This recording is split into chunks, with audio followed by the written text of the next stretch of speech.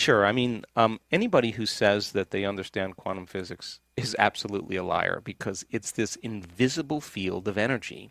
I actually looked up the book I want to get is Quantum Physics for Dummies Yeah. because I want to understand it better. Yeah. So basically, quantum mechanics says this, that your subjective mind has an effect on the objective world at the very, very tiny, tiny level of subatomic particles. So, Einstein and Planck were fooling around with subatomic particles. They were uh, putting energy into electrons, disturbing electrons, and they were expecting those electrons to fall like an apple falling from the tree, just like the Newtonian predictable world, in a very smooth and consistent way. And when they did that, it didn't happen. The electrons were disappearing and reappearing, and it was more like a ball rolling down steps. And they all of a sudden realized that the tiny world of subatomic particles, atoms, don't behave like the very large world, like planets and suns and everything else, and apples falling from trees. So they started looking for the electrons, and as they start to look for them and measure them, they would appear. And so they realized that the observer, that the mind was so commingled at that level of subatomic particles that it was impossible to separate the two. And in fact, every quantum physics experiment, you have to have an observer present because without the observer being present, it changes the outcome. So, I've drank martinis with quantum physicists till sunrise talking about this, and they always say, yeah, the observer effect, Joe, the subatomic world is the only thing that it affects. It doesn't happen for very large things, and I always say the same thing. Maybe we're just poor observers. Maybe we can get Ooh. better at observation and focus. So, so the quantum field is an invisible field of energy or frequency, and all frequency carries information that's beyond this space and time. There's no bodies there, there's no people, there's no things, there's no places, there isn't even time. It's one infinite field. They call it the fertile void, the 0 point, where there's nothing physical. But that's where all possibilities exist. And you can't enter it as an identity. You can't enter it as your body. In fact, when we teach people how to connect to that field, we say to them, now it's time to become nobody, no one, no thing, no where, in no time. And that means if you're not your body, but you have no attention on your body, no attention on your identity or the people in your life that you identify with, no attention on the things you own, the objects that you're aware of, no attention on the place you're sitting, the place you work, the place you sleep, your home, and no attention on the familiar past or the predictable future. There's only one thing that you are in that moment. That is awareness, consciousness, and that's the eye of the needle. That is the door to the quantum field, and you can't enter as a somebody. You got to enter as a nobody. So teaching people how to get to this point, that's part of the formula. And that means they have to be able to be there without a face, without a name, without a diet, without their problems, without their disease. They have to be able to dissociate from everything known in their life. And that, How? well, Meditation? yeah, it's one of the formulas. We teach people how to do that. So it's actually very simple. Most people narrow their focus on material things. Like our eyes naturally do it. Like we narrow our focus on objects. It's called a narrow focus or an object focus. Turns out when you're stressed or the fight or flight nervous system switch on, now you really narrow your focus because you're looking for the danger. You're anticipating the danger. So people get really stuck in a very narrow focus. In fact, when they're under stress, they obsess. They obsess about one thing. They're narrowing Hmm. their focus, and they can't get beyond that one thought. Well, that's really adaptive if T-Rex is outside the cave, right? And you got to keep your attention. And you got to stay aroused in order so you don't get eaten. Well, that becomes a habit. So that kind of what's called convergent focus is very unhealthy for the brain. As you're aroused by those chemicals and you're shifting your attention when you're in that state from one person to one appointment to another problem to another person to another place, every person, everything, every object, every place has a neurological network in your brain. So as you begin to shift your attention from all these things and the brain is aroused, it's like a lightning storm in the clouds. Your brain is firing those networks very incoherently.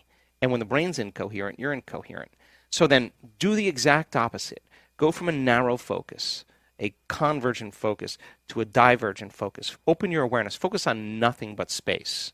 And as you close your eyes and you sense space, you stop analyzing and you stop thinking. So as you're sensing space, you begin to slow your brain waves down. And as they slow down, all of a sudden the autonomic nervous system begins to merge and it comes forward and it starts to synchronize those circuits that were out of balance. And what syncs in the brain links in the brain. So all of a sudden, the brain starts firing in a more coherent way. And when that happens, we call it getting beyond yourself. You forget about yourself. That is the moment you're entering that field. And you can't enter associated with anything known. You got to enter as an unknown. You have to put more of your attention on it and less of your attention on you. The higher the vibration, the higher the frequency. I mean, the higher the level of awareness or consciousness. And so what we see in our events is we see, or the first 2 days is about getting beyond you. Mm-hmm. And what I do is I set up the conditions where I go further than where people normally go. You know, they go to a certain point and then they finish, and I say, nah, we're going to go further. So we take them past that point, and sooner or later they start letting go. So when they start breaking through, they're contributing to the field. Mm-hmm. And we've measured the energy in the room after the first day of most of our events. In fact, the first day of many events, the energy goes up, and then the next day it goes up more. The next day it goes up, and that's available energy for people to heal. That's available energy for people who have a mystical experience. That's available energy for them to create with. So then it becomes an entraining process. And what we do really well, and our research shows this, is we teach people how to suppress their neocortex, shut the lights out in this mechanism here that's your memory bank of your known identity self. Turn that down. Dial that down, and our research shows that our students can do it very well. Now, once you suppress this melon here, the conscious mind, what do you got left? You got the subconscious mind, you got the autonomic nervous system, and that's the antenna.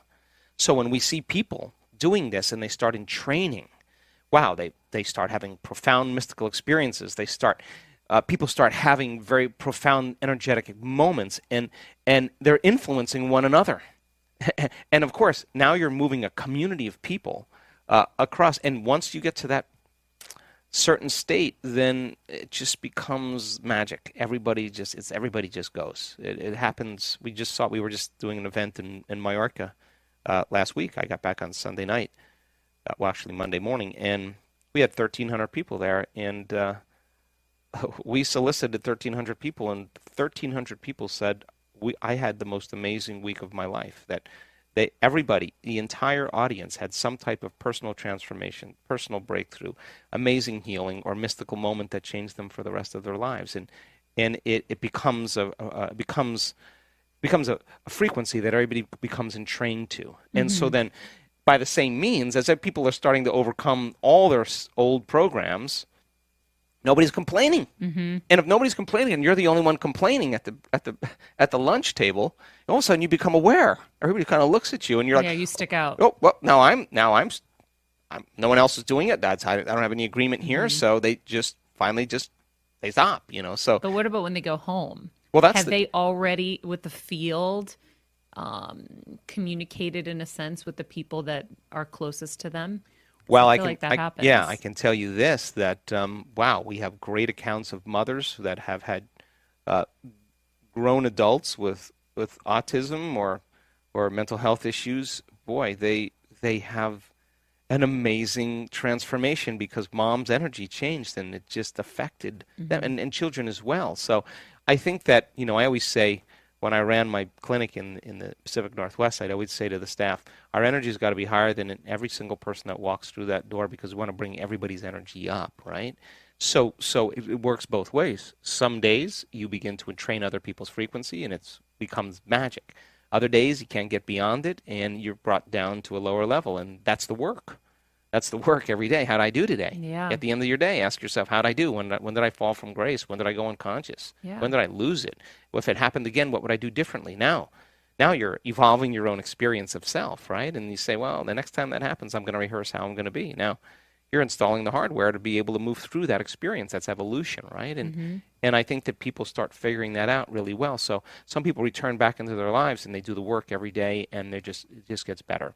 Some people get busy, they get tired, they miss a few days, they fall back into their old self again, and they gotta make their way back. And I always say to people, I don't care when you stopped, I just care when you start again. When the field starts responding, the universe starts giving you feedback. I swear, I've seen this so many times. when the magic starts happening and things start falling out of nowhere, Mm-hmm. you will look back at your entire past in that moment, and you're not going to want to change one single thing in your past because it brought you to the present moment. Yes. That's the moment the past no longer exists. That's the moment you're Yeah. free. That's when you say it all makes sense. And so many people now in this work, The when they start chills. raising their awareness, we just had a guy send a video in from Spain. I was laughing so hard at him because he had a really difficult life when he was young. And he just kept saying, in this beautiful way, it all makes sense now. Mm-hmm. I understand. I understand everything. I've never felt this much love in my life.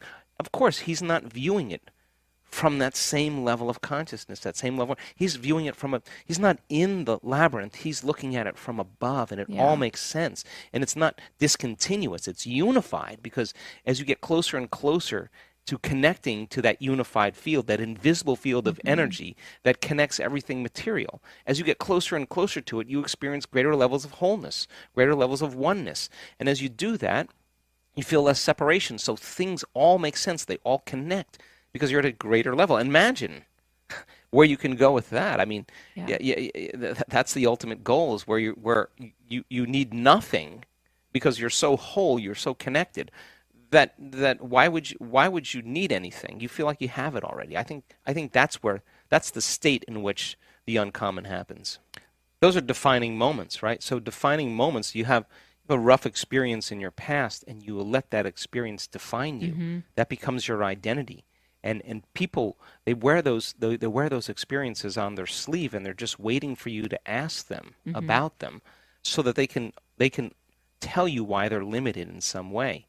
But honest to God, when you that's no longer your identity. When you're no longer identifying with that emotion, you're no longer identifying with that memory or that experience, that means something amazing starting to happen to you. And now, you're believing in your future more than you're believing in your past. You're more in love with your future than you are with your past. You're telling a new story of your future, and you stop telling the story of your past. I mean, people who live in the past are asleep in the present. They Mm. can't be aware in the present. So getting people into that present moment, that's the first 2 days of our events. It's you just got to want it.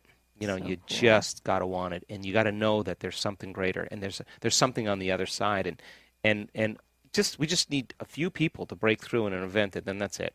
You see a psychiatrist on the stage who's had Parkinson's disease for the last 25 years, who's trembling everywhere when he came, facial distortion, he's drooling, he's got a lot of pain in his body.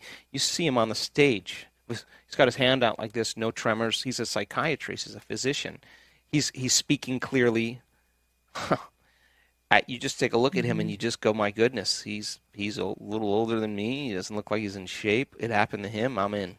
I'm all in. Yeah. They start believing in themselves more because they're seeing the evidence. And Yeah. as When you see it, you can be it. exactly, and then you can associate with it, and that's the connection we need to make, and that becomes, I think, the new normal. It just becomes something greater.